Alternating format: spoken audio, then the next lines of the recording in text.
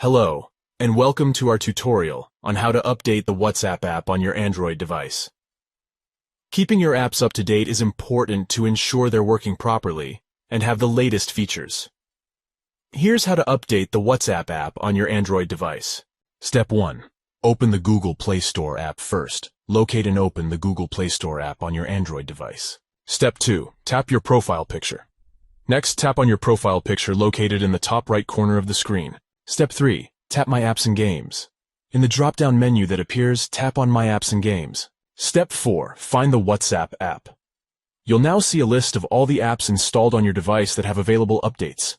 Look for the WhatsApp app, which will be labeled Update if an update is available. Step 5. Tap Update. Finally, tap on the Update button next to the WhatsApp app to download and install the latest version. And that's it. You've successfully updated the WhatsApp app on your Android device. Keep in mind that updating your apps regularly can help keep your device running smoothly and protect it from security vulnerabilities. If you're having trouble finding the WhatsApp app in the list of updates, you can also try searching for it directly in the Google Play Store and updating it from there.